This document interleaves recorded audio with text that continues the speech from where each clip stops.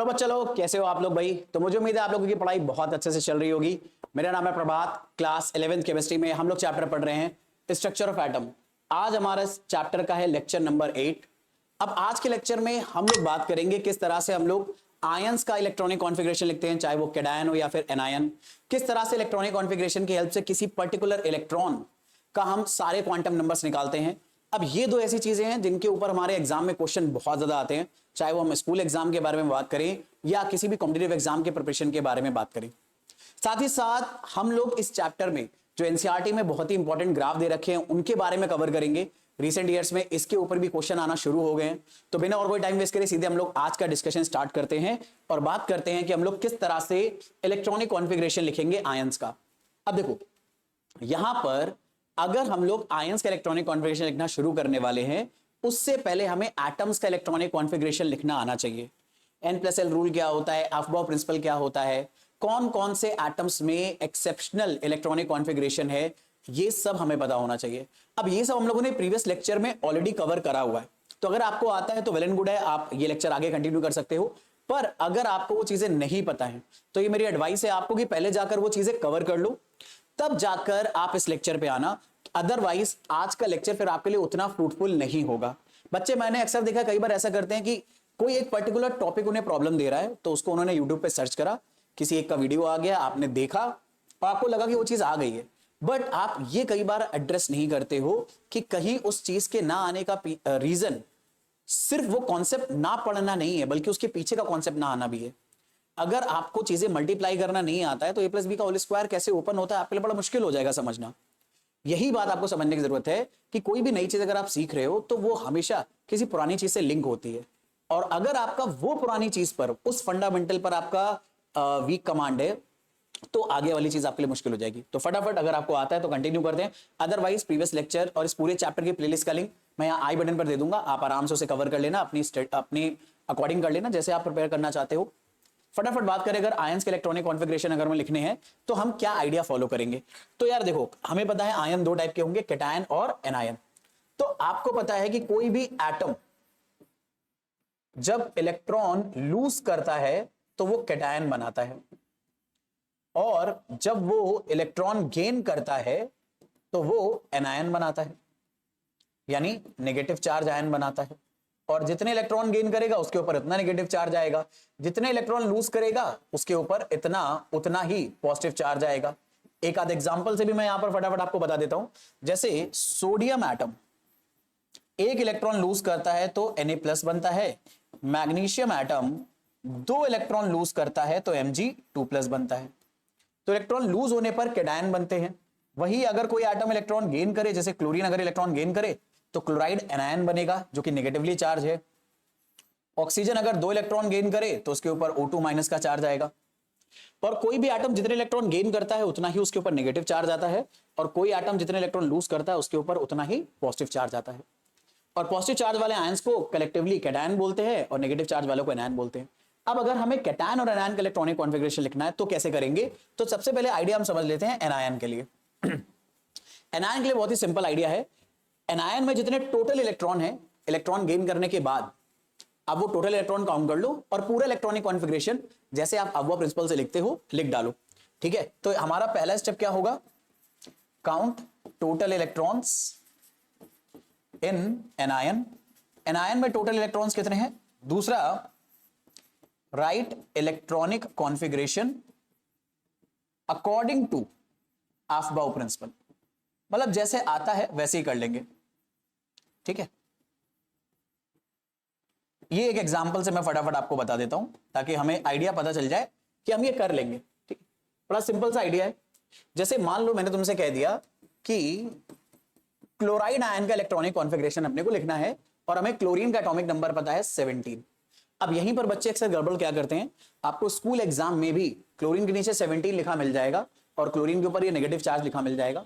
बच्चों को ये याद होता है यार ये जो नंबर होता है ये एटॉमिक नंबर है और यही नंबर ऑफ इलेक्ट्रॉन होता है, तो कई बार वो क्लोराइड में भी नंबर ऑफ इलेक्ट्रॉन 17 ले लेते हैं। ऐसे भी कई महारथी बच्चे हैं, बस ये डिसाइड कर लेना कहीं आप उन महारथी बच्चों में से तो कोई नहीं हो। इतनी महारत भी हासिल नहीं करनी है भैया अपने को।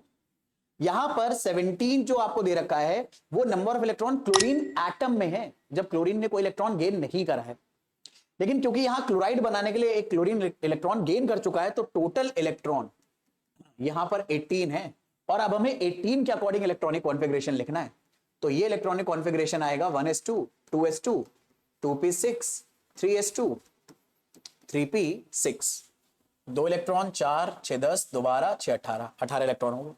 तो किसी भी एनायन में अगर आपको इलेक्ट्रॉनिक कॉन्फ़िगरेशन लिखना है तो टोटल इलेक्ट्रॉन काउंट करो, और जैसे अबव प्रिंसिपल से आप लिखते आ रहे थे इलेक्ट्रॉनिक कॉन्फ़िगरेशन, वो लिख डालो।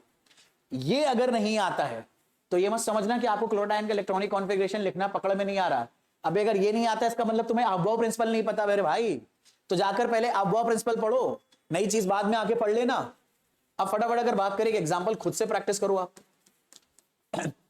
मान लो मैंने तुमसे कह दिया कि हमारे पास एक एक्स एक एलिमेंट है, इसमें इसका एटॉमिक नंबर है 15, इसके ऊपर चार्ज है 3-, इसका इलेक्ट्रॉनिक कॉन्फ़िगरेशन लिखो। तो मुझे उम्मीद है वो लिख लोगे आप बड़े आराम से।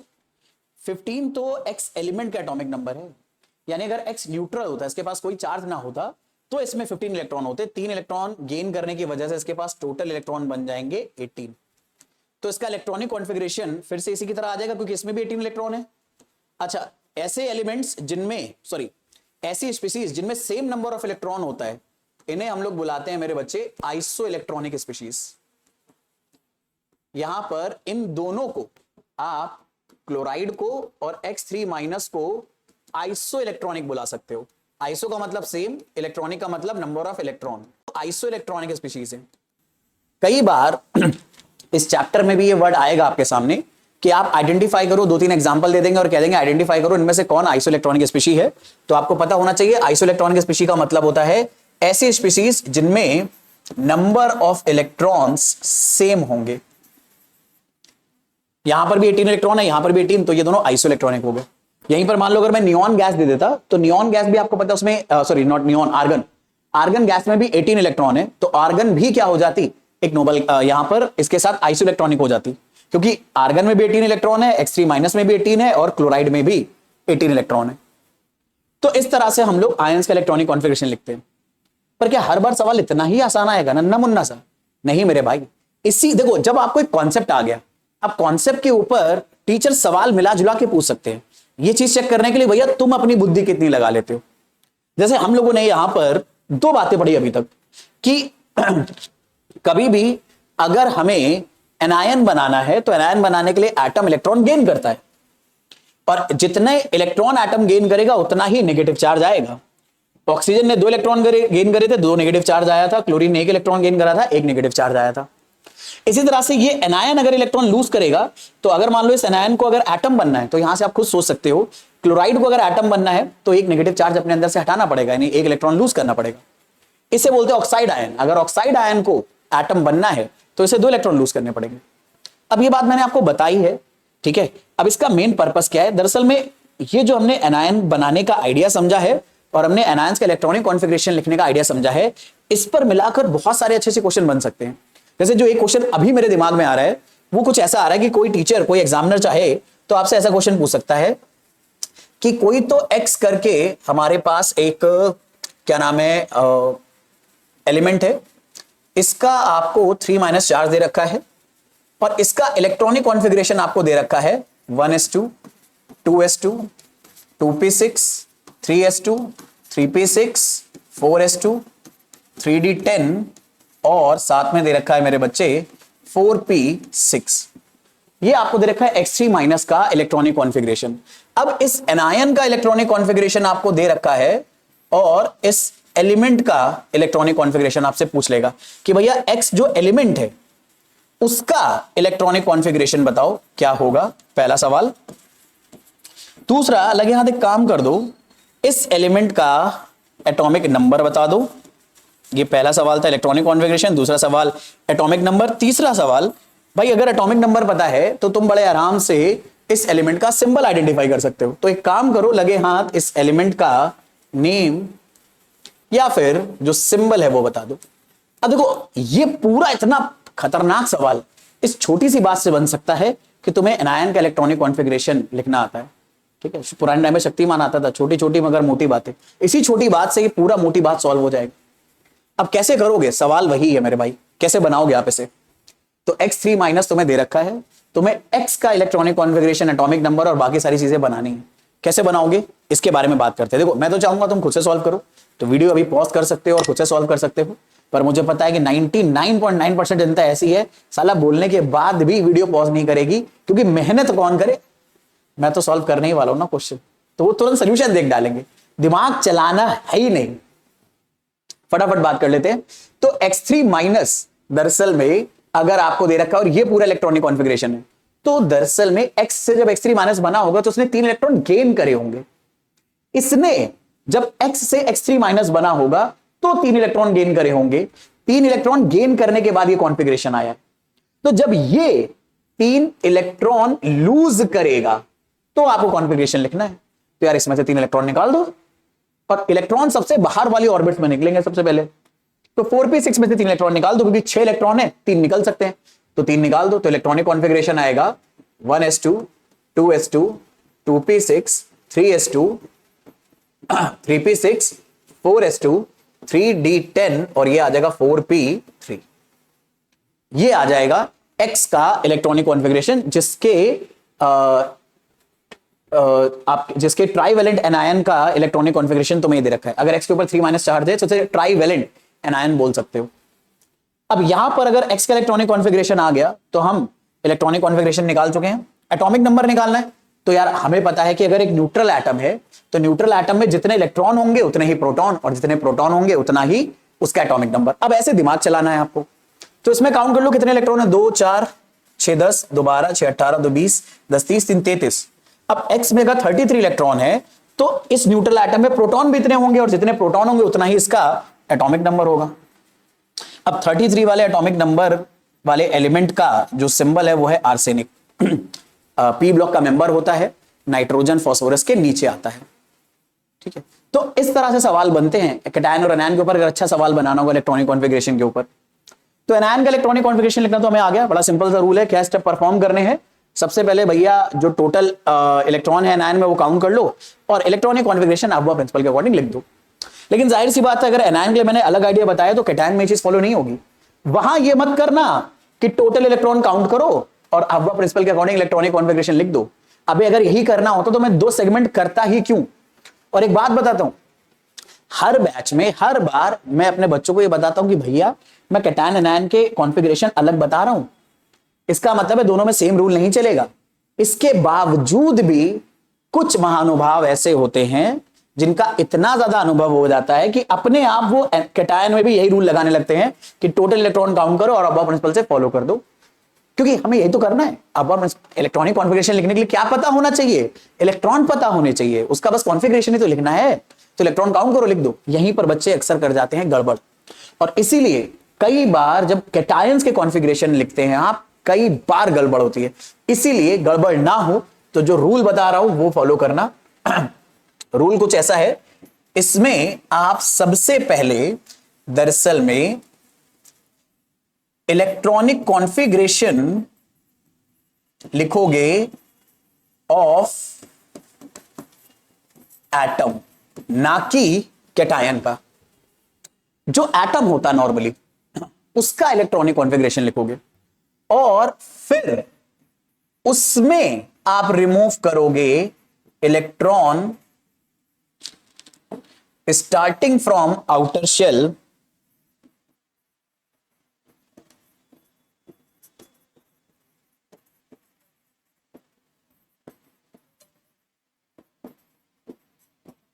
to write electronic configuration of cation।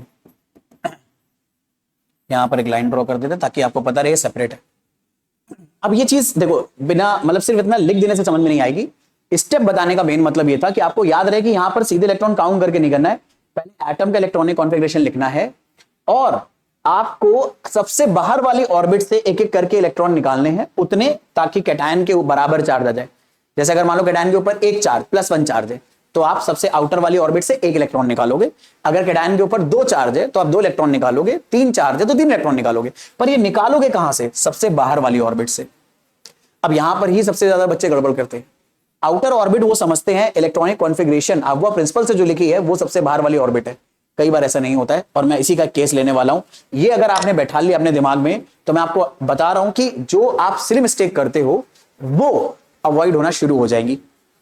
चलो, जैसे मान लो मैंने तुमसे कह दिया कि भाई साहब हमें आयरन 2+ का इलेक्ट्रॉनिक कॉन्फ़िगरेशन लिखना है, जिसमें आयरन का एटॉमिक नंबर होता है 26। अब ये एटॉमिक नंबर आयरन का दिया, आयरन 2+ का नहीं। हमें पता है कि आयरन 2+ में अगर हमें बनाना है तो 26 में से 2 कम इलेक्ट्रॉन होंगे, 24।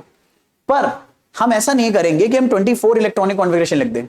कुछ बच्चे जो समझदार उन्हें याद होगा कि 24 इलेक्ट्रॉनिक कॉन्फ़िगरेशन तो किसका कॉन्फ़िगरेशन है? एक नॉर्मल अगर 24 आपको दिया होता तो ये दरअसल में क्रोमियम का इलेक्ट्रॉनिक कॉन्फ़िगरेशन है, जो कि एक एक्सेप्शन है। तो अगर बच्चे कई बार ऐसे देखते हैं, अरे इसमें तो क्रोमियम 24 आ रहा है यानी एक्सेप्शन है, तो वो एक्सेप्शन वाला इलेक्ट्रॉनिक कॉन्फ़िगरेशन लिख देते हैं। अगर आप भी ऐसा करने जा रहे थे तो सबसे पहली बात तो अप्रिशिएबल है कि आप इतने समझदार हो कि आपको याद है कि ये एक्सेप्शन का इलेक्ट्रॉनिक कॉन्फ़िगरेशन होता है।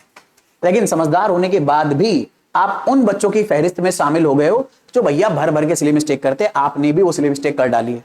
कभी भी कैटायन का इलेक्ट्रॉनिक कॉन्फ़िगरेशन लिखने के लिए टोटल इलेक्ट्रॉन आप काउंट नहीं करोगे, बल्कि आप इस एटम का इलेक्ट्रॉनिक कॉन्फ़िगरेशन लिखोगे और उसके सबसे बाहर वाली ऑर्बिट में से इलेक्ट्रॉन निकालना शुरू करोगे। अब ये बोलते बोलते मैं इलेक्ट्रॉनिक कॉन्फ़िगरेशन पूरा लिख दे रहा हूं ताकि तुम बोर भी ना हो और बोर्ड पर मेरी छपाई भी जो मुझे करनी है वो हो जाए। ये होता है आयरन का। ये आयरन का इलेक्ट्रॉनिक कॉन्फ़िगरेशन है, अभी जो स्क्रीन पर आपके सामने लिखा हुआ है, बोर्ड पर आपके सामने जो लिखा हुआ है, ठीक है। ये आयरन 2+ का नहीं है, ये आयरन का, क्योंकि इसमें टोटल काउंट 26 इलेक्ट्रॉन है। 2 2 4 6 10, 2 12 6 18, 2 20 6 26। हमें अगर आयरन 2+ बनाना है तो 2 इलेक्ट्रॉन निकालने हैं। बच्चे क्या करते हैं, रूल आपने पढ़ा है कि सबसे बाहर वाली ऑर्बिट से इलेक्ट्रॉन निकालने हैं। मुझे उम्मीद है दिख रहा होगा, सबसे आउटर वाली ऑर्बिट से इलेक्ट्रॉन निकालने हैं। भाई साहब महारथी बच्चे इसको मानते हैं सबसे बाहर वाली ऑर्बिट, क्योंकि सबसे आखिर में लिखा है ना। हमने तो यही पढ़ा था, जो सबसे बाद में लिखा होगा वो सबसे बाहर होगा। अरे कहां भाई, बुद्धि लगाओ यार, साइंस के बच्चे हो यार। ये 3rd ऑर्बिट है, ये 4th ऑर्बिट है, जरा सोचो कौन सी बाहर होगी। ये नंबर देखो यार, ये तो लास्ट में लिखा है क्योंकि इसकी एनर्जी ज्यादा है। अरे हर ऑर्बिट, हर सबशेल जिसकी एनर्जी ज्यादा हो जरूरी थोड़ी है वो ऑर्बिट में सबसे बाहर हो। अरे ये 3rd ऑर्बिट है, ये 4th ऑर्बिट है, फिजिकली सबसे बाहर 4th ऑर्बिट होगी। और अगर फिजिकली सबसे बाहर 4th ऑर्बिट है तो इलेक्ट्रॉन सबसे पहले 4s में से निकलेगा। तो आपने इस एटम का इलेक्ट्रॉनिक कॉन्फ़िगरेशन लिख लिया, पेंसिल से लिखना क्योंकि भी आपको इसमें इंप्रूवमेंट करने हैं। इससे आपको पता चल जाएगा इलेक्ट्रॉन कहां से हटाने हैं, 4s में से हटाना है, तो 4s में से 2 इलेक्ट्रॉन हटा दो। तो हमारे पास जो आयरन 2+ का इलेक्ट्रॉनिक कॉन्फ़िगरेशन बचेगा वो यहां तक बचेगा, 3d6 तक। आप 3d6 का चाहो तो ऑर्बिटल डायग्राम भी बना सकते हो। लास्ट क्लास में हम लोगों ने ऑर्बिटल डायग्राम बनाना भी सीखा था हुंड रूल की हेल्प से। तो 3d6 में जो पहले 5 इलेक्ट्रॉन है वो सारे अनपेयर्ड जाएंगे और छठा पहले वाले के साथ पेयर होगा। तो इस तरह से कैटायन के इलेक्ट्रॉनिक कॉन्फ़िगरेशन आपको लिखने होते हैं। आपको क्या करना है ये याद रखना है, कैटायन का इलेक्ट्रॉनिक कॉन्फ़िगरेशन लिखने के लिए आप पहले एटम का इलेक्ट्रॉनिक कॉन्फ़िगरेशन चाहो तो रफ में लिख लो, क्योंकि वो आपको लिखना नहीं होता है। उसमें से देखो इलेक्ट्रॉन निकालना कौन सी ऑर्बिट में है। तो यहां पर दो गलतियां जो बच्चे करते हैं वो क्या, पहली आप सीधे टोटल इलेक्ट्रॉन काउंट करके इलेक्ट्रॉनिक कॉन्फ़िगरेशन लिख सकते हो कैटायन का, ऐसा मत करना। दिमाग को समझा के रखो कि ऐसा नहीं करना होता है। और इसीलिए बोलते हैं कि यार practice makes a man perfect. क्यों बोलते हैं, आप ये गलतियां करोगे, मैं बता रहा हूं। बहुत सारी ऐसी जनता है जो गलती करेगी ये बताने के बावजूद भी, लेकिन उन गलतियों से जो सीख जाएगा प्रैक्टिस करके। भाई प्रैक्टिस करोगे तो गलती होगी, गलती होगी तो आप इसे रजिस्टर करोगे, रजिस्टर करके उसे इंप्रूव करोगे तो दोबारा ये गलती नहीं होगी। इसीलिए आपको लगातार प्रैक्टिस करनी होती है। जो बच्चे प्रैक्टिस नहीं करते उनके साथ यही समस्या हो जाती है, वो ये नहीं पकड़ पाते कि उनसे गलतियां कहां हो रही हैं। अक्सर देखो, अब देखो बहुत सारे अच्छे अच्छे टीचर्स आपको ऑनलाइन फ्री में पढ़ा रहे हैं, तो आपके पास एक्सेस है बहुत सारी इंफॉर्मेशन का। और मैंने अक्सर बच्चों को ना टीचर्स हॉपिंग करते देखा है कि यार इस टीचर से पढ़ लिया, लेकिन थोड़ी देर बाद लगा कि यार इनसे तो ये चैप्टर सॉल्व ही नहीं हुआ, मैंने क्वेश्चन सॉल्व करे, किसी और से पढ़ लिया, फिर किसी और से, पता लगा एक ही चैप्टर हम 3-3 महीने पढ़ते जा रहे हैं अलग अलग टीचरों से, और हमें इस चैप्टर में कुछ नहीं रहा है। तो वो नहीं, ये दरअसल में अली गालिब का एक फेमस शेर है, वो नहीं मैं जब बोल रहा था कि बच्चे टीचर हॉपिंग करते रहते कई बार, और वो दरअसल में ऐसा लगता है कि यार ये टॉपिक अब उन्हें आ ही नहीं रहा टीचर हॉपिंग करने की वजह से। होता वही है। गालिब इसके लिए बहुत पहले एक शेर बोल गए थे कि कुछ शेर कुछ ऐसा था कि गालिब ये गलती में उम्र भर करता रहा, चेहरे पे धूल थी और आईना साफ करता रहा। मतलब गलती हमारी खुद हो रही होती कि हम खुद अपना दिमाग लगा के चीजों को रजिस्टर नहीं कर रहे होते अपने दिमाग में प्रैक्टिस नहीं कर रहे होते, हम ये नहीं समझ रहे होते हमसे गलतियां कहां हो रही है। हमें लग रहा होता है कि यार अरे यार एक्सरसाइज नहीं बनी, इसका मतलब हमें कुछ आता नहीं है उस चैप्टर में, चलो इस टीचर से पढ़ लो, शायद इन्होंने सही बताया। अरे सारे टीचर वही बताएंगे यार, कुछ 19-20 का फर्क होता है, 19 लाख 20 लाख का फर्क नहीं होता, ठीक है, 19-20 का ही फर्क रहेगा। हो सकता है कि वो कोई एक चीज ज्यादा बता दे, कोई दूसरा एक टीचर कम बता दे, लेकिन उससे आपकी मेजॉरिटी ऑफ एक्सरसाइज सॉल्व करने में दिक्कत नहीं आनी चाहिए। अगर हो रहा है तो हमसे ही कोई गड़बड़ हो रही है, उस गड़बड़ पे गौर करना बहुत ज्यादा जरूरी है। चलो फिलहाल अपनी कहानी को आगे बढ़ाते हैं। तो ये आयरन 2+ का कॉन्फ़िगरेशन आ गया। अब इसी पे एक बहुत अच्छा सा क्वेश्चन आ सकता है, मतलब वही रिवर्स टाइप वाला, कि मान लो X एक एलिमेंट है, 3+ उसके ऊपर चार्ज है, उसका इलेक्ट्रॉनिक कॉन्फ़िगरेशन आ रहा है 1s2 2s2 2p6 3s2, ठीक है, एक मिनट रुको, 2p6 3s2 3p 3+ चार्ज दिया ना, 3p 4। तो आप ये बताओ X एलिमेंट का इलेक्ट्रॉनिक कॉन्फ़िगरेशन क्या होगा। क्या थोड़ा सा और बेटर कर लेते हैं यार, ठीक है, एक मिनट रुकना, 3p6 ले लेते हैं, ठीक है, और ये पूछ लेता हूं कि X एलिमेंट का इलेक्ट्रॉनिक कॉन्फ़िगरेशन क्या होगा, साथ ही साथ इसका एटॉमिक नंबर भी बताने की कोशिश करो, और अगर पहचान पाओ तो इस एलिमेंट का सिंबल भी बताने की कोशिश करो, ठीक है। तो मैं तो अपना फर्ज निभाऊंगा, मैं तो यही कहूंगा कि यार वीडियो पॉज करो और क्वेश्चन सॉल्व करो, ठीक है, पर मुझे उम्मीद है कि कोई पॉज नहीं करने वाला है, एक आध बच्चे को छोड़ के। तो अगर आप कर रहे हो तो अच्छी बात है, नहीं तो आप फटाफट देखते कि कैसे हम इसे सॉल्व करने वाले हैं। देखो X3+ का इलेक्ट्रॉनिक कॉन्फ़िगरेशन ये है, तो X का अगर आपको लिखना है तो मतलब आपको 3 इलेक्ट्रॉन एक्स्ट्रा देने पड़ेंगे, प्लस का मतलब है 3 इलेक्ट्रॉन आने वाले, +3 इलेक्ट्रॉन का मतलब। अब ये 3 इलेक्ट्रॉन जब आएंगे तो जाहिर सी बात है 3p6 तक तो पूरा इलेक्ट्रॉनिक कॉन्फ़िगरेशन भरा हुआ है ना भाई, 3p में मैक्सिमम 6 इलेक्ट्रॉन जा सकते हैं, वो पूरा भरा है। तो जो एक्स्ट्रा 3 आने वाले हैं वो इसके आगे आएंगे, और अगर इसके आगे आएंगे तो जो रूल है कि भैया अगर इलेक्ट्रॉन आने वाले हैं तो आप आगे भर दो जितने चाहिए। तो 3p6 के बाद अगला इलेक्ट्रॉनिक अगला जो सबशेल आएगा वो आएगा 4s, इसमें 2 ही इलेक्ट्रॉन आ पाएंगे, और इसके बाद 3d आएगा जिसमें 1 इलेक्ट्रॉन होगा। तो ये हमारा X का इलेक्ट्रॉनिक कॉन्फ़िगरेशन है, और अगर X एलिमेंट जो कि न्यूट्रल है उसका इलेक्ट्रॉनिक कॉन्फ़िगरेशन हमने लिख दिया तो हम एटॉमिक नंबर डिसाइड कर सकते हैं, क्योंकि हमें पता है न्यूट्रल एटम में प्रोटॉन और इलेक्ट्रॉन बराबर होते हैं पहली बार।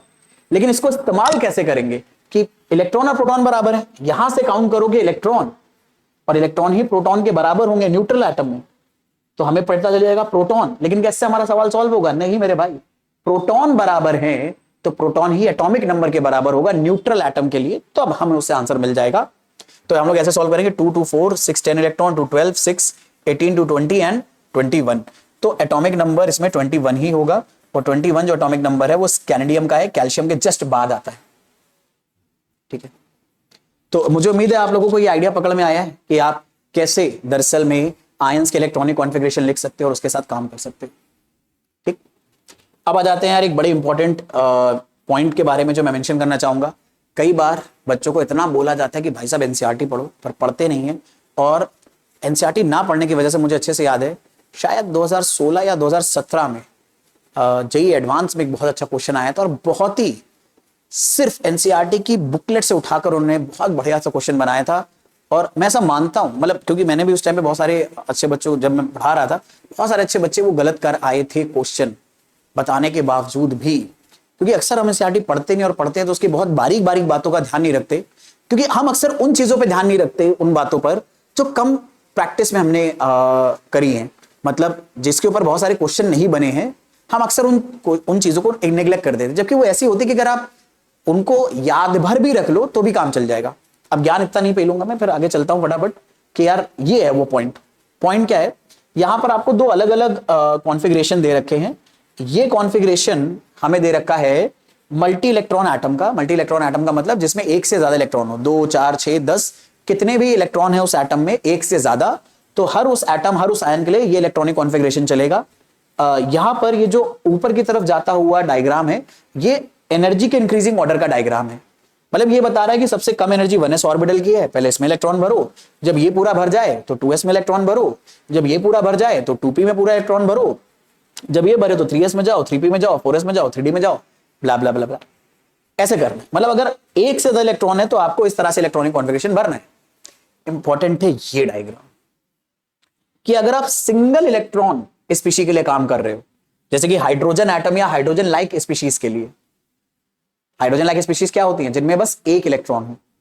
तो अगर आप हाइड्रोजन एटम के लिए ये डायग्राम देखोगे तो इन दोनों में फर्क पाओगे। दोनों में चाहे मोर देन 1 इलेक्ट्रॉन वाले एटम आयन हो या एक इलेक्ट्रॉन वाला एटम हो, दोनों का 1s तो सेम एनर्जी पर है, मतलब दोनों में सबसे कम एनर्जी 1s की होती है।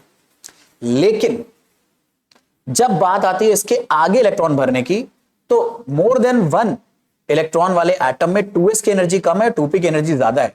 यहां पर 2s और 2p इनकी एनर्जी बराबर है। यही बात याद रखनी है कि 2s और 2p की एनर्जी मेरे भाई यहां बराबर आती है हाइड्रोजन एटम में, सिंगल इलेक्ट्रॉन सिस्टम में। फिर 2p के बाद यहां पर 3s होता है, 3p होता है, 3d होता है। इन तीनों की एनर्जी अलग अलग है, बीच में 4s आएगा। लेकिन यहां पर 3s, 3p, 3d इन तीनों की एनर्जी, इन तीनों सबशेल की एनर्जी सेम होती है। और इनमें ऑर्बिटल तो बहुत है भाई, ये हर एक लाइन एक ऑर्बिटल है। तो यहां तो टोटल कितने ऑर्बिटल हो गए? 1 3 4 5 9।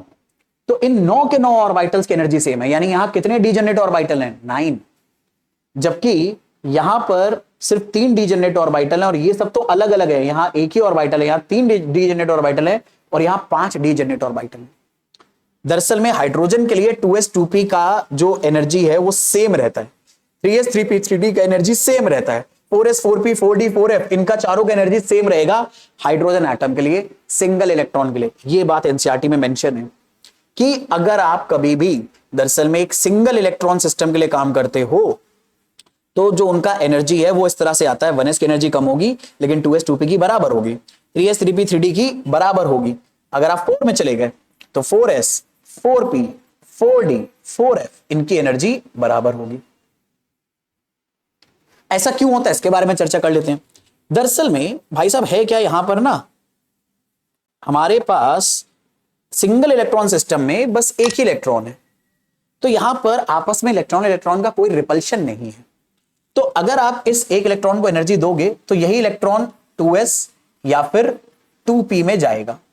इसी को और ज्यादा एनर्जी दे दोगे तो ये 3s में या फिर 3p में या फिर 3d में जाएगा। लेकिन जब आप एनर्जी दोगे तो या तो वो यहां जाएगा, ठीक है, या फिर वो यहां जाएगा या इन्हीं में से कहीं जाएगा। मतलब ये इलेक्ट्रॉन सीधे यहां से गायब हो जाएगा, यहां प्रकट हो जाएगा अगर आपने इसे थर्ड ऑर्बिट में जाने की एनर्जी दे दी, ठीक है। सिमिलरली अगर आपने इसे सेकंड ऑर्बिट में जाने की एनर्जी दे दी तो यहां से गायब होगा कि यहां प्रकट हो जाएगा। तो इस तरह से यहां से इलेक्ट्रॉन 1s के इलेक्ट्रॉन को अगर आप एनर्जी दोगे तो एक ही इलेक्ट्रॉन है तो वही 2s में जंप कर जाएगा, वही वाला जंप कर जाएगा 3s में, वही वाला जंप कर जाएगा आगे 4 में।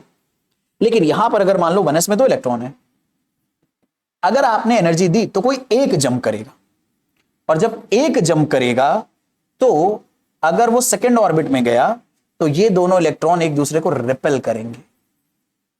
अगर वो 2s में जाने की बजाय 2p में गया तो ये भी रिपेल करेंगे, 3s में गया तो भी रिपेल करेंगे। और अलग अलग सबशेल के अंदर इस इलेक्ट्रॉन का और ये जो हमने इलेक्ट्रॉन एनर्जी देकर ऊपर भेज दिया है, जिसे बोलते हैं एक्साइटेड इलेक्ट्रॉन या इलेक्ट्रॉन इन एक्साइटेड स्टेट, उनके बीच में रिपल्शन होगा। और इन रिपल्शन से आने वाली एनर्जी की वजह से ये ऑर्बिटल्स अलग अलग एनर्जी में चले जाते हैं। लेकिन यहां पर क्योंकि ऐसा कोई रिपल्शन प्रेजेंट ही नहीं होगा, एक ही इलेक्ट्रॉन है, रिपल्शन कहां होगा, तो इसीलिए इन सबकी एनर्जी सेम रहती है सिंगल इलेक्ट्रॉन सिस्टम में। पर मल्टी इलेक्ट्रॉन सिस्टम में ये सारे ऑर्बिटल अलग अलग हो जाते हैं रिपल्शन फील करने की वजह से। तो मेरे भाई ये वाली बात याद रखें कि ये अलग अलग होता है। अब एक और इंपॉर्टेंट बात, जब भी इलेक्ट्रॉन अपनी नॉर्मल ऑर्बिट या सबशेल के अंदर प्रेजेंट है तो हम बोलते हैं हमारा इलेक्ट्रॉन ग्राउंड स्टेट के अंदर है। जब हम इलेक्ट्रॉन को एनर्जी देंगे तो वो एटम में हाई एनर्जी वाले सबशेल के अंदर जा सकता है। अब अगर आप सिंगल इलेक्ट्रॉन सिस्टम के साथ काम कर रहे हो तो यहां पर जैसे ही आप इस इलेक्ट्रॉन को एनर्जी दोगे तो वो सबसे पहले जा सकता है इस सबशेल में। पर क्योंकि इस सबशेल में इन दोनों सबशेल मतलब सॉरी इस शेल में जाएगा और इस सबशेल में इन दोनों सबशेल की एनर्जी सेम है, तो हमारा इलेक्ट्रॉन, अगर आपने हाइड्रोजन एटम के इलेक्ट्रॉन को एक्साइट करा तो उसका जो इलेक्ट्रॉन है वो जंप कर सकता है 2s में, सेकेंड सबशेल में, ठीक है। और आप और एनर्जी दे दो, वो जंप कर जाएगा थर्ड सबशेल में। पर यहां पर एक इंपॉर्टेंट बात याद रखनी है, क्योंकि 2s और 2p की एनर्जी सेम है, तो सबशेल के अंदर ऑर्बिटल होते हैं, हमारा इलेक्ट्रॉन इन्हीं ऑर्बिटल में प्रेजेंट होगा। तो अगर हमारा 1s का इलेक्ट्रॉन ग्राउंड स्टेट में है, आपने इसको एनर्जी दी, तो ये यहां पर टोटल 4 ऑर्बिटल हैं, इनमें से किसी में भी जा सकता है, वो इसमें भी जा सकता है, वो इसमें भी जा सकता है, वो इसमें भी जा सकता है, क्योंकि इन सारे ऑर्बिटल्स में एनर्जी का कोई डिफरेंस नहीं है। और जब कभी भी इलेक्ट्रॉन ग्राउंड स्टेट से एक हायर एनर्जी वाली स्टेट में जाता है, तो इसे बोलते हैं एक्साइटेड स्टेट। अरे भाई कहां चले गए, इसे बोलते हैं हम लोग एक्साइटेड स्टेट। और इलेक्ट्रॉन जब भी अपनी ग्राउंड स्टेट से जस्ट ऊपर वाली हाई एनर्जी वाली स्टेट में जाता है, तो इस एक्साइटेड स्टेट का नंबर भी होता है, ये फर्स्ट एक्साइटेड स्टेट है। ऐसे ही अगर एक ऊपर वाली से ऊपर वाली हायर ऑर्बिट में चला गया, तो ये सेकंड एक्साइटेड स्टेट है, उसके बाद थर्ड एक्साइटेड स्टेट है। लेकिन यहां पर अगर देखोगे तो नोटिस करना, हाइड्रोजन एटम के लिए फर्स्ट एक्साइटेड स्टेट में 4 हमारे पास एम्प्टी ऑर्बिटल है जिनमें हमारा इलेक्ट्रॉन जा सकता है। सेकंड एक्साइटेड स्टेट में 1 2 3 4 5 6 7 8 9 ऐसे ऑर्बिटल हैं जिनमें इलेक्ट्रॉन जा सकता है, क्योंकि याद रखना इलेक्ट्रॉन ऑर्बिटल में ही जाता है। तो एक इलेक्ट्रॉन इसमें किस यहां पर था, अगर सेकंड एक्साइटेड स्टेट में गया तो उसके पास 9 अलग अलग ऑर्बिटल है जाने के लिए। लेकिन अगर हमारे पास मल्टी इलेक्ट्रॉन सिस्टम है जिसमें 2 इलेक्ट्रॉन है, अगर इसमें हमने एक इलेक्ट्रॉन को एक्साइटेड स्टेट में भेजा, एनर्जी दी, तो पहली एक्साइटेड स्टेट में हमारे इलेक्ट्रॉन के पास बस एक ऑर्बिटल है जाने के लिए। जबकि यहां पर देखो फर्स्ट एक्साइटेड स्टेट में, क्योंकि इन चारों ऑर्बिटल की एनर्जी सेम है, तो हमारा ऑर्बिटल इन चारों में से किसी में भी हो सकता है। यहां 4 इलेक्ट्रॉन नहीं है, एक ही है, इन चारों में से किसी में भी हो सकता है। लेकिन यहां पर अगर 2 इलेक्ट्रॉन वाला या 2 से ज्यादा इलेक्ट्रॉन वाले सिस्टम को हमने मान लो 2 इलेक्ट्रॉन वाला सिस्टम है, उसे हमने फर्स्ट एक्साइटेड स्टेट में भेजा, तो उसके पास बस एक ही ऑर्बिटल है जाने के लिए। अगर मान लो सेकंड एक्साइटेड स्टेट में भेजा, तो उसके पास 3 अलग अलग ऑर्बिटल है जाने के लिए। थर्ड एक्साइटेड स्टेट में सिर्फ एक ऑर्बिटल है, फोर्थ एक्साइटेड स्टेट में 3 अलग अलग ऑर्बिटल हैं, फिफ्थ एक्साइटेड स्टेट में एक ऑर्बिटल है, और सिक्स्थ एक्साइटेड स्टेट में 5 अलग ऑर्बिटल है। ये हर एक अलग ऑर्बिटल अलग अलग एनर्जी पर है, तो इसलिए अलग अलग एक्साइटेड स्टेट में काउंट होगा। तो जो सवाल आया था एडवांस में, मैं आपको बता दूं, कुछ ऐसा था, मुझे एग्जैक्टली तो याद नहीं है, कुछ ऐसा था कि अगर हम हाइड्रोजन एटम को या हाइड्रोजन एटम के इलेक्ट्रॉन को सेकेंड एक्साइटेड स्टेट में भेजें, तो कितने ऑर्बिटल के अंदर वो इलेक्ट्रॉन जा सकता है। हालांकि ऑर्बिटल का सवाल नहीं था, सवाल ये था कि जो ऑर्बिटल जो हमारे नहीं, आपको पता है ऑर्बिटल को रिप्रेजेंट करने के लिए मैग्नेटिक क्वांटम नंबर लिखते हैं, तो उन्होंने पूछा था कि जो मैग्नेटिक क्वांटम नंबर आ सकते हैं वो टोटल कितने आ सकते हैं। बहुत सारे बच्चे ये वाला कॉन्फ़िगरेशन लगाए थे, उन्हें याद था कि यार इलेक्ट्रॉन एक्साइटेड स्टेट में अगर होता है तो हायर ऑर्बिट में जाता है, और सेकंड एक्साइटेड स्टेट का मतलब यही होगा कि वो ये फर्स्ट एक्साइटेड स्टेट है 2s, सेकंड वाली है 2p, तो उसमें 3 अलग अलग क्या हैं ऑर्बिटल हैं, तो इन तीनों के जो मैग्नेटिक क्वांटम नंबर आएंगे वो कितने आएंगे, 3 आएंगे, एक -1, एक 0 और एक +1। ज्यादातर बच्चे ये कराए थे क्योंकि आप मोस्टली टाइम यही वाला तो कॉन्फ़िगरेशन रटते हो। लेकिन जिन बच्चों ने एनसीईआरटी पढ़ी थी, जिन बच्चों ने बताई हुई बातों को ध्यान रखा था कि भैया हाइड्रोजन के लिए कहानी अलग है। हाइड्रोजन के सेकेंड एक्साइटेड स्टेट में ये जितने भी सबशेल आप देख रहे हो 3s 3p 3d, इन सबकी एनर्जी सेम है। और अगर इन सबकी एनर्जी सेम है, तो सेम एनर्जी होने की वजह से जो इकलौता इलेक्ट्रॉन है वो इनमें से किसी में भी जा सकता है। तो यहां पर total possible magnetic quantum number कितने आएंगे, 9 आएंगे। और जहां तक मुझे याद है न्यूमेरिकल टाइप का ही सवाल था, जो लोग एडवांस प्रिपेयर करते हैं उन्हें पता है, जो जेई के लिए तैयारी कर रहे हैं, कि उसमें न्यूमेरिकल टाइप भी क्वेश्चन आते हैं। और ये न्यूमेरिकल टाइप तुमसे नीट में भी पूछा जा सकता है, तुम्हारे क्या नाम है स्कूल एग्जाम में भी पूछा सकता है। बहुत कॉम्प्लिकेटेड सवाल थोड़ी है, आपको बस ये आइडिया पता होना चाहिए कि भैया हाइड्रोजन एटम जो सिंगल इलेक्ट्रॉन है उसके लिए सेकंड एक्साइटेड स्टेट में थर्ड शेल में आने वाले सारे सबशेल और सारे ऑर्बिटल सेम एनर्जी के हैं, वो इस तरह से फॉलो नहीं होंगे। तो मुझे उम्मीद है ये वाली बात आप समझ पाए हो, और अब ये गलती आप नहीं करोगे, और इस बात को तवज्जो दोगे कि आपको छोटे छोटे पॉइंट्स भी याद रखने की जरूरत होती है। जितनी ज्यादा इंफॉर्मेशन तुम याद रखोगे, उतना ज्यादा अच्छे से तुम चीजें समझ भी पाओगे, न्यूमेरिकल भी सॉल्व कर पाओगे। चलो अपनी कहानी को आगे बढ़ाते हैं फटाफट। अब फटाफट एक छोटा सा काम और कर लेते हैं। अगर मान लो किसी पर्टिकुलर इलेक्ट्रॉन का हमें क्वांटम नंबर निकालना है एटम के अंदर, तो वो कैसे निकालते हैं इसके बारे में बात करते हैं। इसके ऊपर दरअसल में स्कूल एग्जाम में मोस्टली क्वेश्चन आते हैं, competitive exam I am sorry, competitive exam में क्वेश्चन आने के चांसेस थोड़े से कम है, बट सीख लो। फटाफट बात करते हैं क्वांटम नंबर कैसे निकालते हैं किसी इलेक्ट्रॉन के, जैसे इसे क्वेश्चन से करते हैं। मान लो मैंने तुमसे कह दिया कि find all quantum numbers for last electron of nitrogen atom, और नाइट्रोजन का एटॉमिक नंबर आपको चलो मैंने दे भी दिया 7 है। कैसे करोगे ये देखते हैं। देखो, अगर आपको किसी भी इलेक्ट्रॉन के सारे क्वांटम नंबर निकालने हैं तो आपको सबसे पहले इलेक्ट्रॉनिक कॉन्फ़िगरेशन लिख के ढूंढना पड़ेगा वो इलेक्ट्रॉन कौन सी सबशेल में है।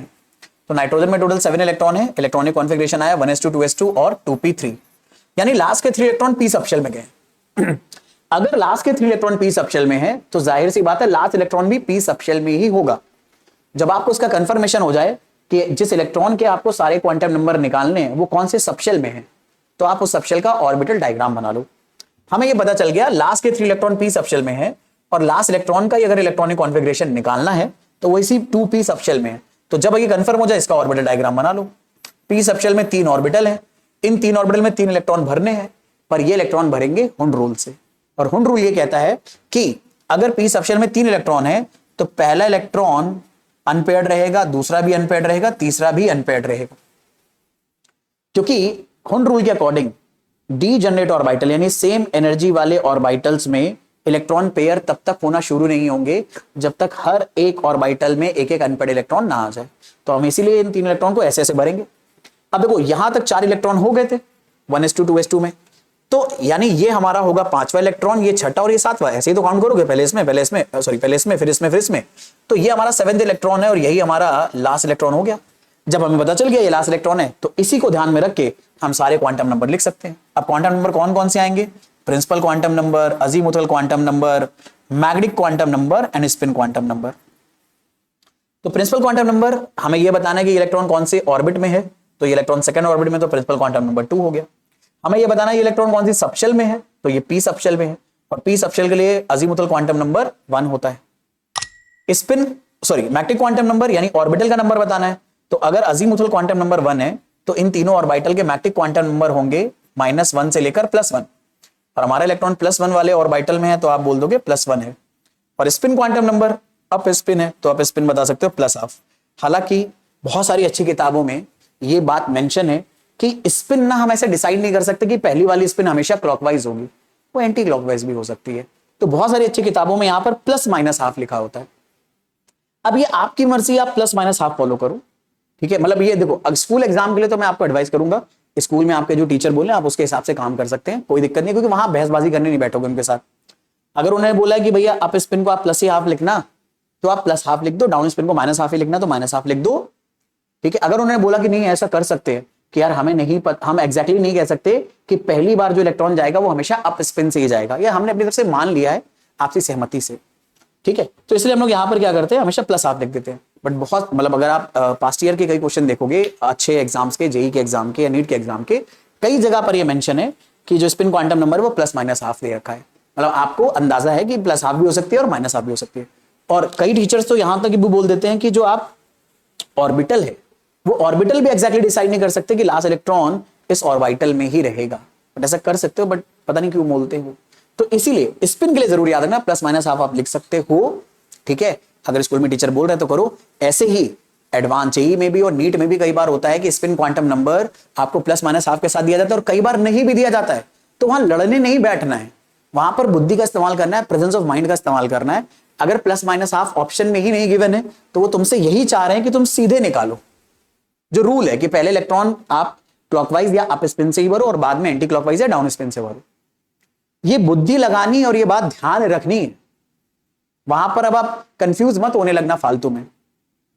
तो मुझे उम्मीद है वाली बात समझ में आई है। तो क्वांटम नंबर्स आप अलग अलग इलेक्ट्रॉन के निकालोगे, अब वो किसी भी इलेक्ट्रॉन के लिए बोल सकते हैं। जैसे मान लो उन्होंने ऐसे बोल दिया, मैं ऐसे रैंडम में क्वेश्चन दे रहा हूं कि find all quantum numbers for 27th electron of zinc, जिसका एटॉमिक नंबर है 30। अब मैंने 27 इलेक्ट्रॉन के लिए दिया है, तो आप उसके हिसाब से ही काम करोगे कि आप पहले जिंक का पूरा इलेक्ट्रॉनिक कॉन्फ़िगरेशन लिखोगे, तो जिंक का पूरा इलेक्ट्रॉनिक कॉन्फ़िगरेशन आएगा 1s2 2s2 2p6 3s2 3p6 4s2 और 3d में 10 इलेक्ट्रॉन। भाई यहां तक 20 होते हैं, टोटल 30 चाहिए, तो 3d में 10 भर गए। तो यार आप एक बात समझो, यहां तक मैंने आपको बोला 20 इलेक्ट्रॉन होते हैं 4s2 तक, तो 21 से लेकर 30 इलेक्ट्रॉन यही गए होंगे 3d में। और अगर 21 से लेकर 30 इलेक्ट्रॉन 3d में गए होंगे तो 27वां इलेक्ट्रॉन भी 3d के अंदर ही होगा। तो मैंने आपसे कहा ना, अगर आपको किसी भी इलेक्ट्रॉन के सारे क्वांटम नंबर निकालने, सबसे पहले यह जज करो कि वो इलेक्ट्रॉन हमारे इलेक्ट्रॉनिक कॉन्फ़िगरेशन में कौन से सबशेल में है। जब ये कंफर्म हो जाए कि हाँ भाई ये वाला इस सबशेल में है, तो आप क्या करो, उस सबशेल का ऑर्बिटल डायग्राम बना लो। तो 3d का अगर आप ऑर्बिटल डायग्राम बनाओगे तो टोटल 5 ऑर्बिटल आएंगे। 4s तक 20 इलेक्ट्रॉन भर चुके हैं, यानी 3d में इलेक्ट्रॉन भरना शुरू होंगे 21 से। ये इलेक्ट्रॉन भी काउंट करने हैं आपको। तो अगर आप 3d में 21 से इलेक्ट्रॉन भरना शुरू करोगे तो ये 21st इलेक्ट्रॉन होगा, ये 22, ये 23, ये 24, ये 25 हुंड रूल से भरेंगे। आप पहले 5 इलेक्ट्रॉन अनपेयर्ड रखेंगे, फिर 26 इलेक्ट्रॉन पेयर्ड होगा, 27 इलेक्ट्रॉन पेयर्ड होगा। अब हमें पता चल गया ये हमारा 27 इलेक्ट्रॉन है, इसको पॉइंट मार्क कर लेते हैं। अब बच्चे कई बार मैंने ये भी गड़बड़ करते देखा है कि ऑर्बिटल डायग्राम बना रहे हैं, उनसे 27 इलेक्ट्रॉन पूछा तो वो यही तक कॉन्फ़िगरेशन बना रहे हैं, आगे बना ही दे रहे हैं। और सब्जेक्टिव एग्जाम में टीचर्स इसके भी मार्क्स कट कर सकते हैं भाई, क्योंकि 3d में 10 इलेक्ट्रॉन है यार। आप ऐसे कैसे बेवकूफी कर सकते हो कि 3 इलेक्ट्रॉन और भरे नहीं आपने। तो भले चाहे आपको 27 को सॉल्व करना है, लेकिन ऑर्बिटल डायग्राम अगर बना रहे तो पूरे का बनाओगे ना, तो आप पूरा कंप्लीट करोगे। ये हमारा 27 इलेक्ट्रॉन है। अब इसके लिए सारी कहानी निकालते हैं। n की वैल्यू, l की वैल्यू, ml जिसे आप बोल सकते हो मैग्नेटिक क्वांटम नंबर को, या सिर्फ m बोल सकते हो, स्पिन को ms या फिर s बोल सकते हो। तो n का मतलब आपको बताना है कि ये इलेक्ट्रॉन कौन से शेल में है। तो ये जो नंबर होता है ये शेल का नंबर होता है, कौन सी ऑर्बिट है, थर्ड। फिर azimuthal quantum number subshell, D subshell के लिए अजीमुथल क्वांटम नंबर 2 हो जाएगा। फिर इसके बाद जो हमारा मैग्नेटिक क्वांटम नंबर है उसके बारे में अगर बात करें तो हमें ऑर्बिटल बताना है। तो अगर l की वैल्यू 2 है तो मैग्नेटिक क्वांटम नंबर क्या क्या आ सकते हैं, -2, -1, 0, +1, +2। तो क्या आ गया, -1 आ गया। स्पिन डाउन स्पिन है तो आप -½ लिख सकते हो, लेकिन फिर से वही बात बोलूंगा मैं आपको, आप स्पिन में +-½ दोनों ही लिख सकते हो, क्योंकि आप ये नहीं कह सकते कि पहले इलेक्ट्रॉन अप स्पिन से जाएगा बाद में ही डाउन स्पिन से जाएगा। ठीक है, कई किताबों में लिखा भी होता है। अगर अदरवाइज आप ऐसे ही फॉलो करना चाहो तो ऐसे ही कर सकते हो, डिपेंडिंग अपॉन किस तरह से क्वेश्चन पूछा गया है उसी हिसाब से सॉल्व करना।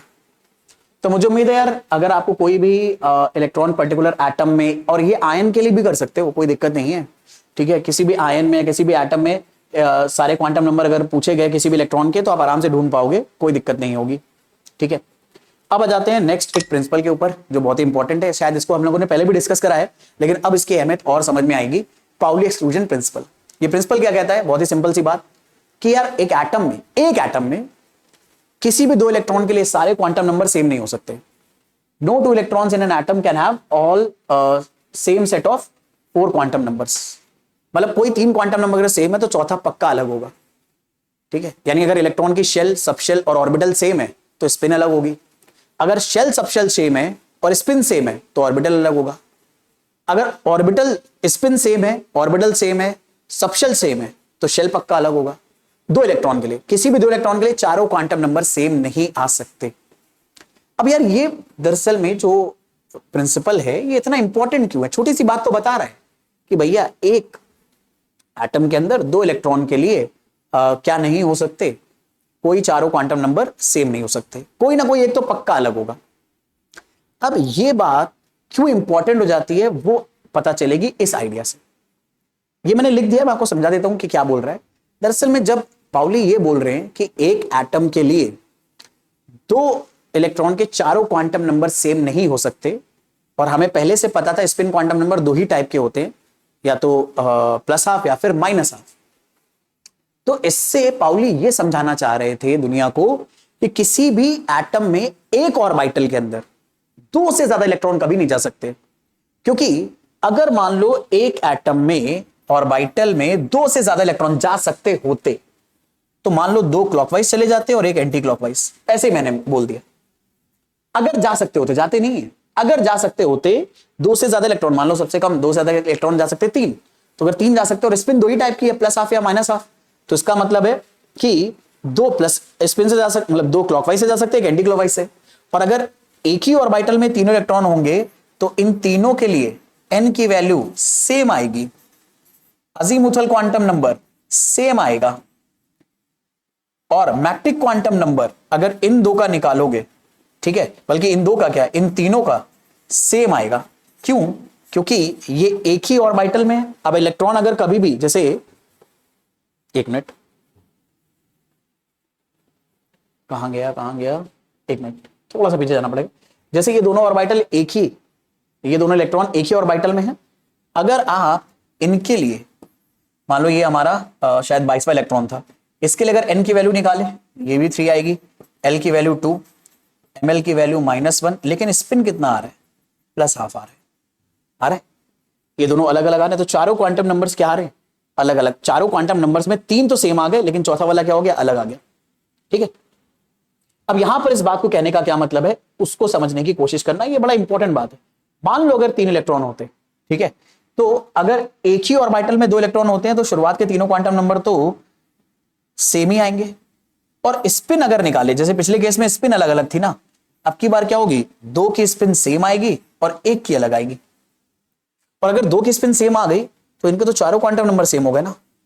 लेकिन ये प्रिंसिपल बोल रहा है कि कभी भी चारों क्वांटम नंबर 2 इलेक्ट्रॉन के लिए सेम नहीं हो सकते। और अगर प्रिंसिपल ये बोल रहा है कि चारों क्वांटम नंबर कभी भी इलेक्ट्रॉन्स के लिए या 2 इलेक्ट्रॉन के लिए सेम नहीं हो सकते, तो इसका मतलब है एक ऑर्बिटल में 2 से ज्यादा इलेक्ट्रॉन नहीं जा सकते। क्योंकि 2 से ज्यादा भरने की कोशिश करी तो आपको फिर से कोई ना कोई एक इलेक्ट्रॉन सेम स्पिन से भेजना पड़ेगा, चाहे तो क्लॉकवाइज या फिर एंटी क्लॉकवाइज। और उस चक्कर में 2 इलेक्ट्रॉन ऐसे हो जाएंगे या 2 से ज्यादा इलेक्ट्रॉन ऐसे हो जाएंगे जिनकी स्पिन सेम हो जाएगी, या जिनके लिए चारों set of quantum number same हो जाएंगे। और इस प्रिंसिपल के अकॉर्डिंग ऐसा नहीं हो सकता। इसका मतलब है कि एक ऑर्बिटल में मैक्सिमम 2 ही इलेक्ट्रॉन जा सकते हैं, और वो भी अपोजिट स्पिन से। क्योंकि जब ऐसा होगा तो चारों क्वांटम नंबर कभी सेम नहीं आएंगे। यही कहने का मतलब था दरअसल में पाउली एक्सक्लूजन प्रिंसिपल का। अब होता क्या है, बच्चे इसको पढ़ लेते हैं, उन्हें लगता है बड़ा आसान है, रट भी लेते हैं, लेकिन उसकी अहमियत नहीं समझते कि इसकी अहमियत क्या है। इसकी अहमियत यही बतलाना है कि एक ऑर्बिटल के अंदर 2 से ज्यादा इलेक्ट्रॉन नहीं जा सकते कभी भी। क्योंकि अगर ऐसा हो गया तो कोई ना कोई तो ऐसे 2 इलेक्ट्रॉन हो जाएंगे जिनका स्पिन क्वांटम नंबर सेम हो जाएगा और बाकी तीनों भी सेम हो जाएंगे, तो चारों set of quantum number same बन जाएंगे, which is not possible according to this principle. इसलिए इस प्रिंसिपल को हमेशा फॉलो करते हुए हम करते हैं। ठीक, अब यार एक छोटा सा टॉपिक और बच जाता है। इस चैप्टर में ना बड़े इंपॉर्टेंट ग्राफ दे रखे हैं एनसीईआरटी के अंदर, और बच्चे मैंने अक्सर देखा कि ये ग्राफ मिस कर देते हैं। दैट्स वाई कई जगह पर ग्राफ से जब रिलेटेड क्वेश्चन आते हैं तो बच्चे नहीं कर पाते। फटाफट इन ग्राफ्स को भी डिस्कस कर लेते हैं। सबसे पहले हम ये समझते हैं कि हम ग्राफ बनाने किसके वाले हैं। तो हम ग्राफ दरअसल में जाई और जाई स्क्वायर के बनाने वाले हैं, और अभी इस स्लाइड पे हम लोग 1s ऑर्बिटल के लिए बनाएंगे।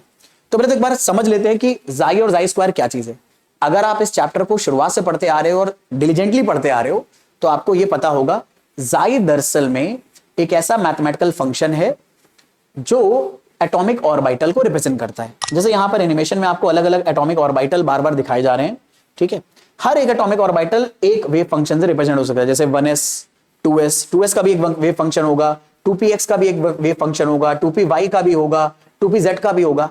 हर एक ऑर्बिटल का एक वेव फंक्शन होता है जिसे आप जाई से रिप्रेजेंट करते हैं, और इसी जाई का जब हम स्क्वायर कर देते हैं तो बन जाता है जाई स्क्वायर। और जाई बस आपको ये बताता है कि ऑर्बिटल का मैथमेटिकल फॉर्म क्या है। मतलब वो एक ऐसा फंक्शन है जो आपको बताएगा ऑर्बिटल जो है उसकी बाउंड्री कैसी है, किस शेप की है। जाई बताता है कि 1s ऑर्बिटल स्फेरिकल है। जाई ही बताता है कि 2s ऑर्बिटल भी स्फेरिकल है, लेकिन उसका साइज 1s से बड़ा है। तो हमें ऑर्बिटल कैसा दिखेगा वो पता चलता है जाई की हेल्प से। अब हम 1s के लिए जाई और जाई स्क्वायर का ग्राफ बनाने जा रहे हैं। और नॉर्मली आप देखो, आप यार आपके पास कंप्यूटर तो होगा नहीं कि 1s आप इतना खूबसूरत बनाओगे स्फेरिकल।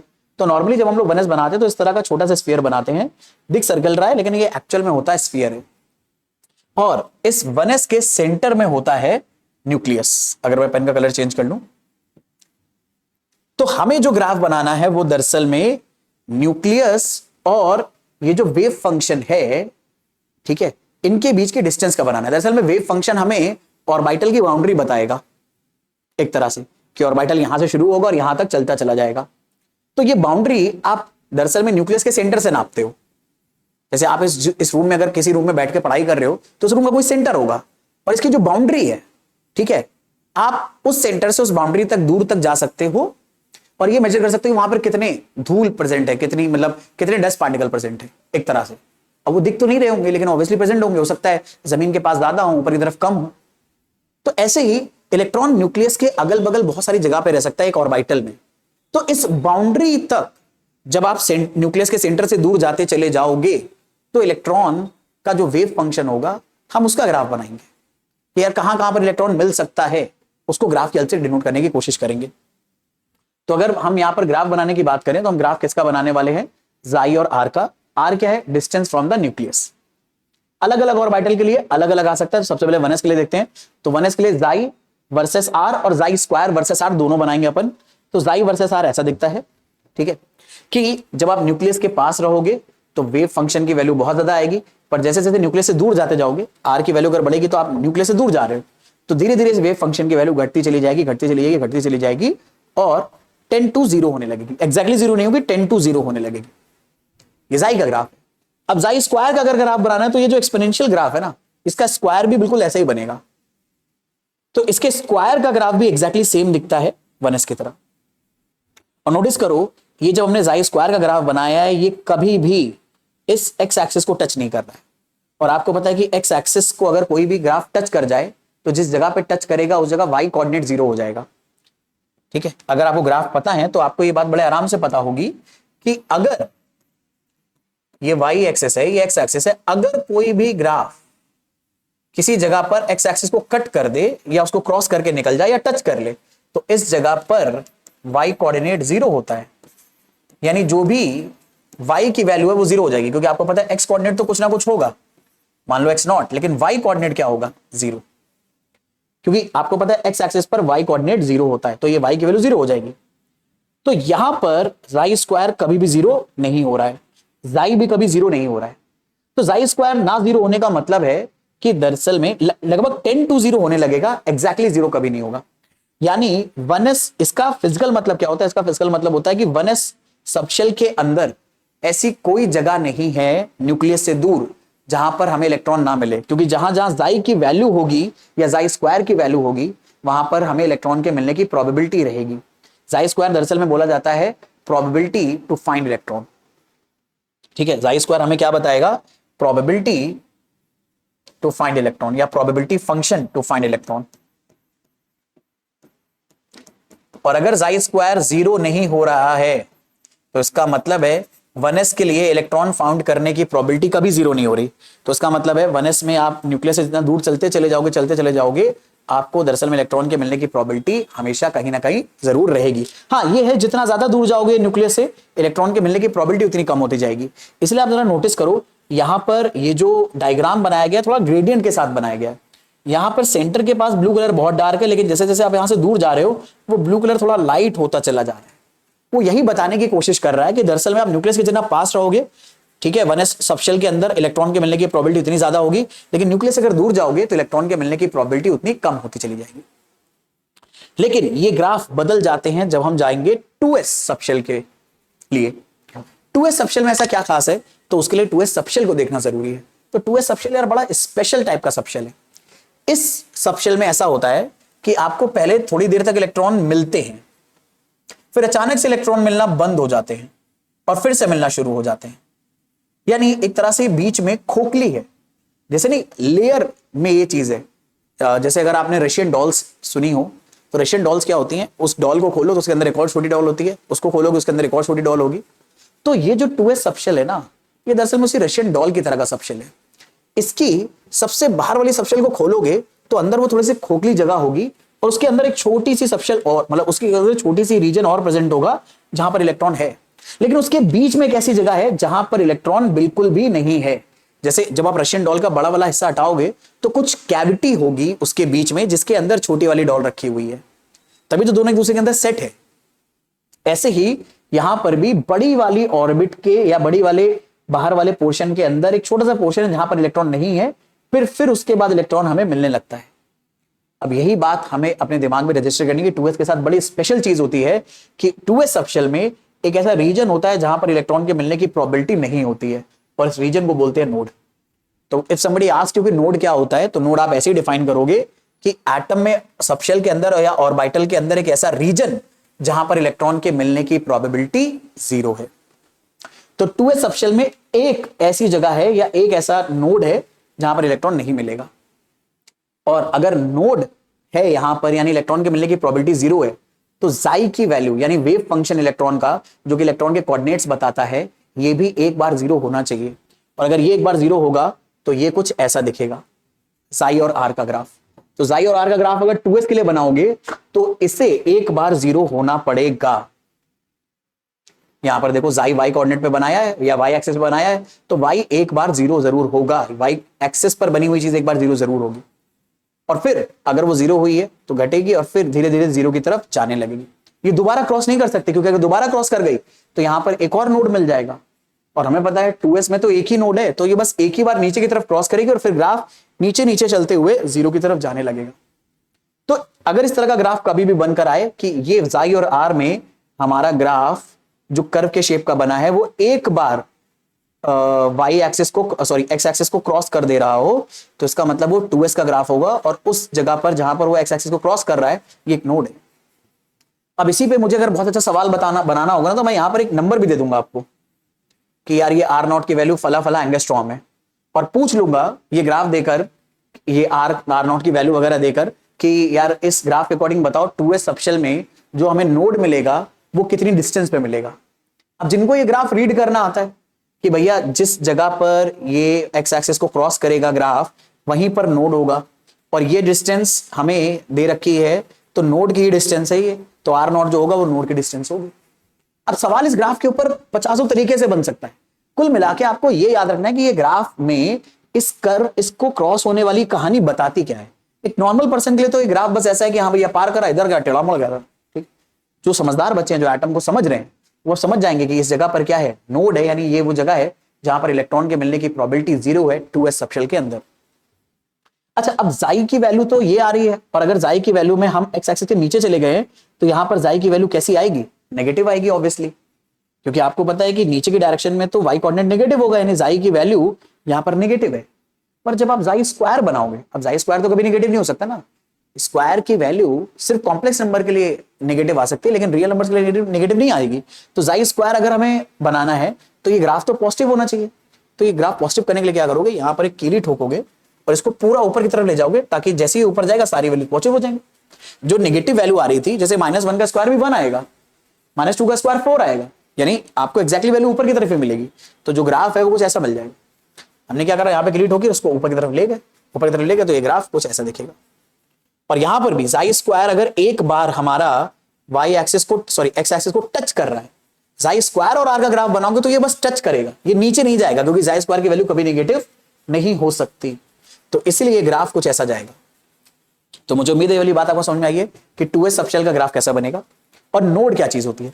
और अगर नोड पता चल चुकी है तो मैं हालांकि ये चीज आपको पहले बता चुका हूं, फिर से एक बार ये फॉर्मूला रिवाइज करा देता हूं कि अगर आपको रेडियल नोड्स निकालने हैं, ये जो स्फेरिकल सिस्टम के अंदर इस तरह के नोड्स हैं, इन्हें रेडियल नोड्स बोलते हैं।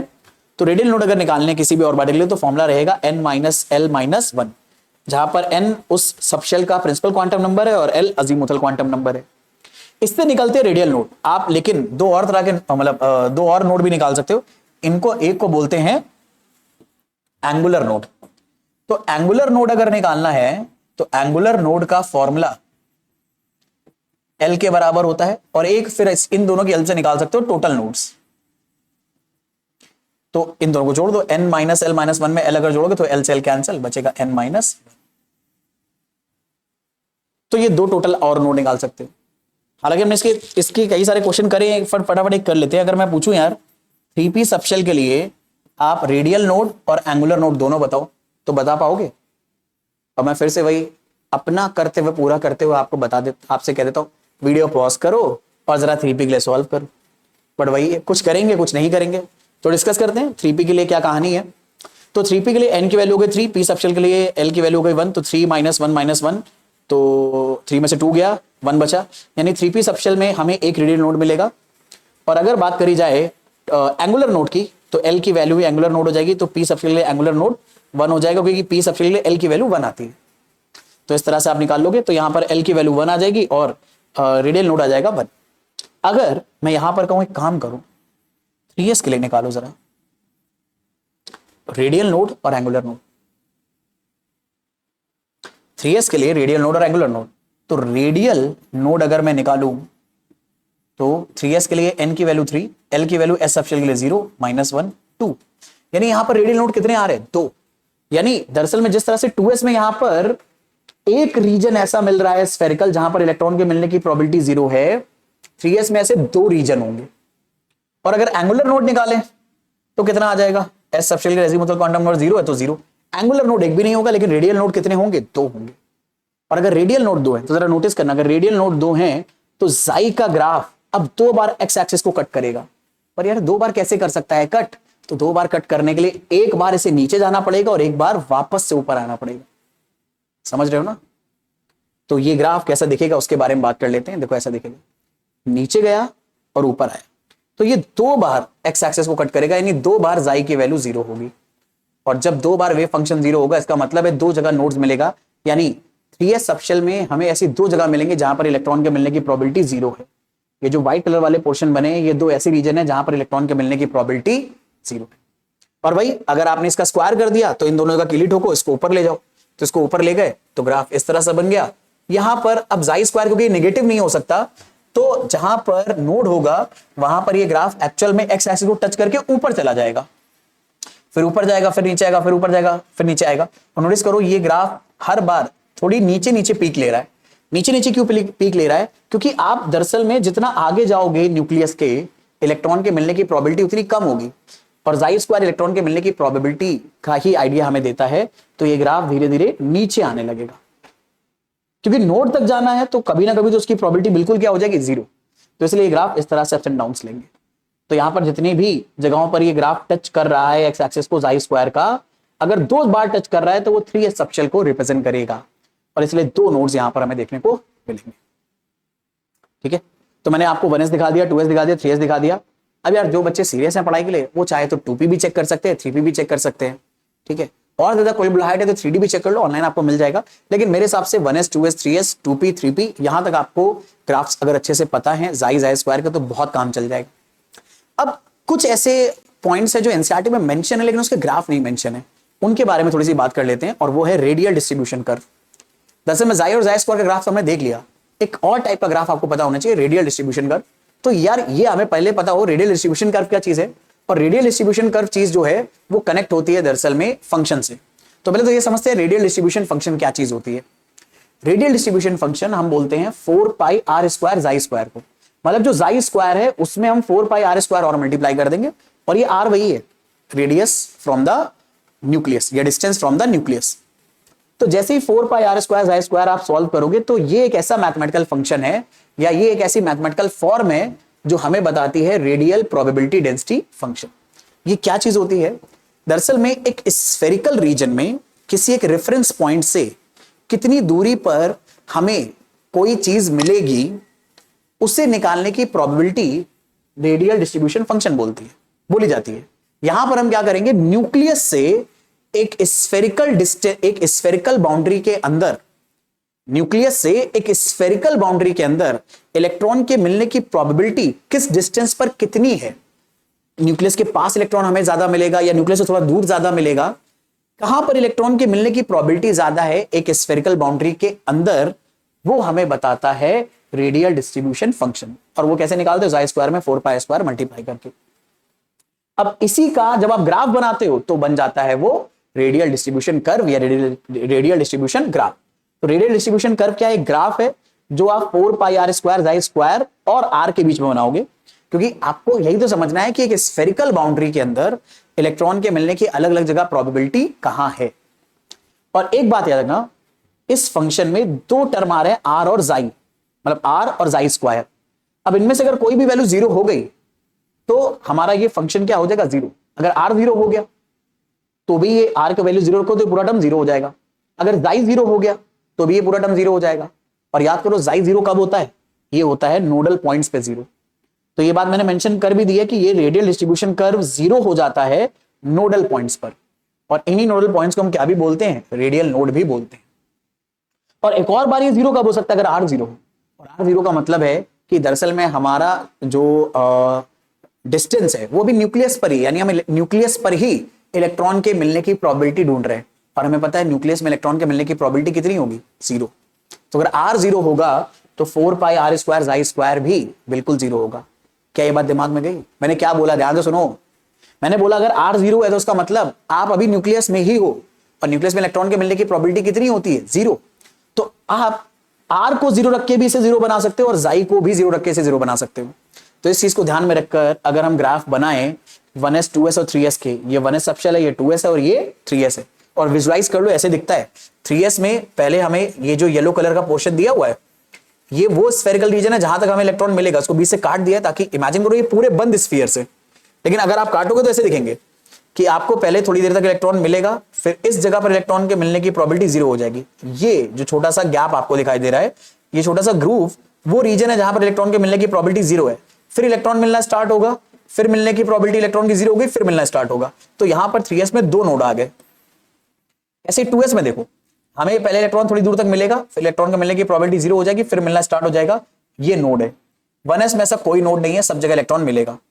अच्छा, एक छोटी सी बात और बता दूं, कई बच्चे अपने आप ऐसा सोच लेते हैं कि ये 2s दे रखा है ब्लू कलर से बना हुआ और ये इसके अंदर 1s है। नहीं मेरे भाई, ऐसी गलती मत करना। इतने समझदार ना बनो, जो समझाया ना जाए उसे अपने आप समझ लो, इतने मत बनना।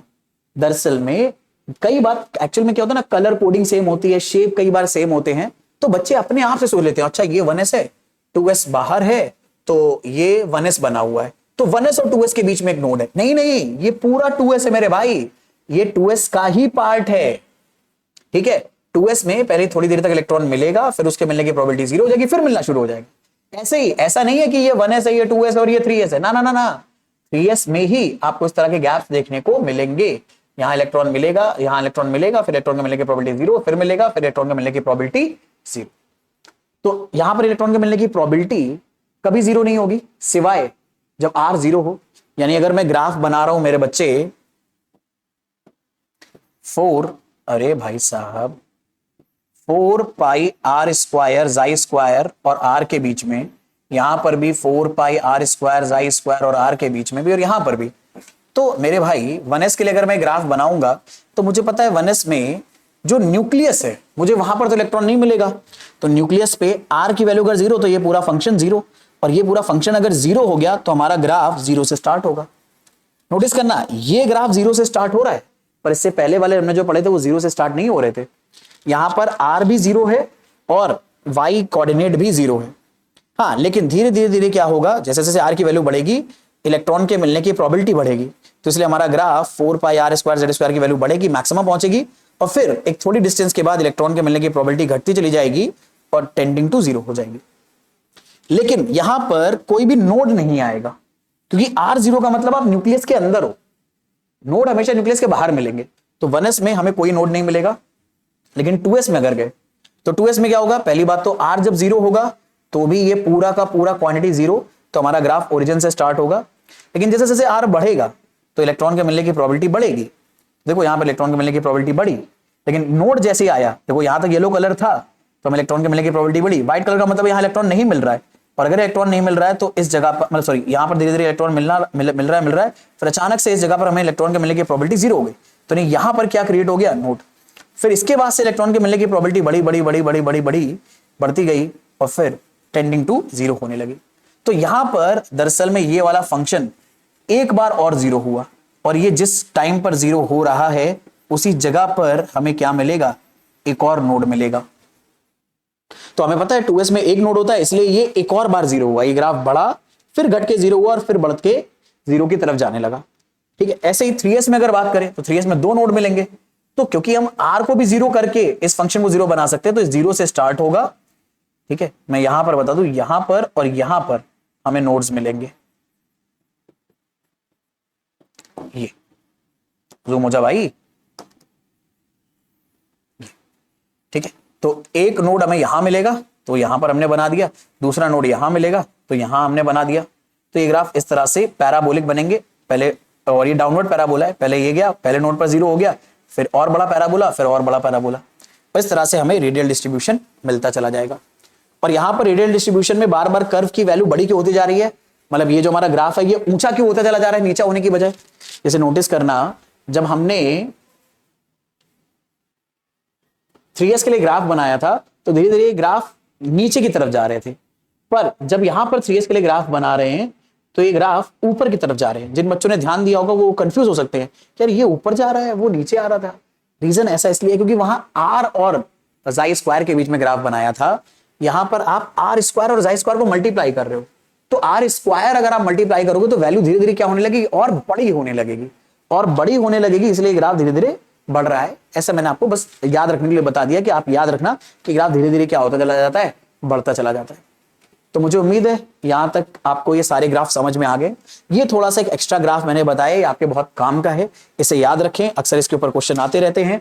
इसी में आपको यहाँ पर वो नोट्स की, जैसे यहाँ पर देखो आपको मतलब डिस्टेंस दे रखे ना 50 पिकोमीटर 100 पिकोमीटर, तो ये 25 पिकोमीटर होगा, यहाँ पर भी कोई वैल्यू आएगी, तो ऐसी वैल्यू देकर तुमसे पूछ लेंगे भैया 3s में नोट्स कहाँ कहाँ मिलेंगे, तो ये ग्राफ रीड करना आना चाहिए। आपसे इतनी उम्मीद करी जाती है कि आप ग्राफ रीड करो, और ज्यादा इससे उम्मीद आपसे अभी नहीं करी जाती। तो मुझे उम्मीद है ये सारे ग्राफ्स, ये सारी चीजें आपको अच्छे से समझ में आई होंगी। आज के लेक्चर में इतना ही रखेंगे। मेरी तरफ से ये चैप्टर मान के चलिए खत्म ही है। इस चैप्टर में कुछ कुछ चीजें एनसीईआरटी में जैसे और गिवन है, जैसे कि कुछ आइडिया, जैसे कि एक कॉन्सेप्ट तो है स्क्रीनिंग इफेक्ट का, एक कॉन्सेप्ट है जेड इफेक्टिव का, इफेक्टिव न्यूक्लियर चार्ज जिसे बोलते हैं।